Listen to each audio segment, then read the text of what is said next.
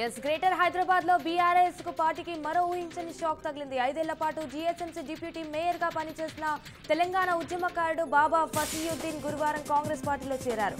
BRS పార్టీకి రాజీనామా చేసిన ఆయన కాంగ్రెస్ పార్టీ వ్యవహారాల ఇన్ఛార్జి దీపాదాస్ ముంచి ఆధ్వర్యంలో కాంగ్రెస్ పార్టీలో జాయిన్ అయ్యారు.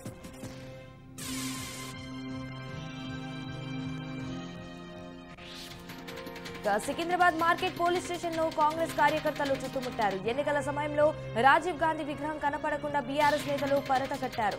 దానిని నిరసిస్తూ సనత్ నగర్ కాంగ్రెస్ ఎమ్మెల్యే అభ్యర్థి నీలిమ పలువురు కార్యకర్తలు నిరసనకు దిగారు. రాజీవ్ గాంధీని అవమానించిన వారిపై కేసులు నమోదు చేయలేదని ఆగ్రహం వ్యక్తం చేశారు.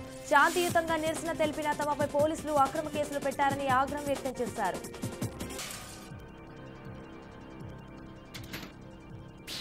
ధన్యవాదాలు. ఓయూలోని ఆర్ట్స్ కళాశాల వద్ద తెలంగాణ సీఎం రేవంత్ రెడ్డి చిత్రపటానికి మాదిగా విద్యార్థి నాయకులు పాలాభిషేకం చేశారు. ఎస్సీ వర్గీకరణ అంశంపై సుప్రీంకోర్టు రాజ్యాంగ ధర్మాసనంలో వాదనలు జరుగుతున్న కీలక సమయంలో రాష్ట్ర ప్రభుత్వం తరపున ప్రత్యేక న్యాయవాదిని ఏర్పాటు చేసిన సీఎం రేవంత్ రెడ్డికి మాదిగా ఉపకళాల విద్యార్థుల తరపున ధన్యవాదాలు తెలుపుతున్నామని అన్నారు.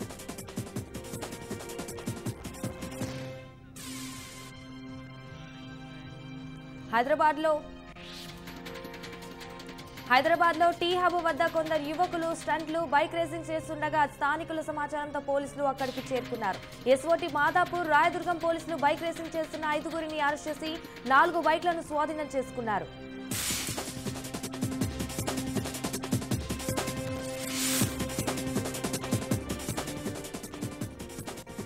వికారాబాద్ జిల్లా పరిగి మండలం పోల్కంపల్లిలో రమేష్ అనే వ్యక్తి ఇల్లు తగలబడిపోయింది.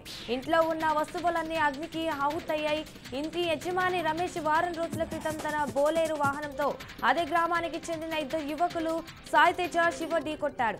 ఈ ప్రమాదంలో 2 యువకులు మృతి చెందారు. అప్పటి నుండి రమేష్ అతని కుటుంబ సభ్యులు ఇంటికి కూడా వెళ్లకుండా పరారీలో ఉన్నారు. ఈ అగ్ని ప్రమాదవశాత్తు జరిగిందా లేక కావాలని నిప్పంటించారా అనేది తెలియాల్సి ఉంది.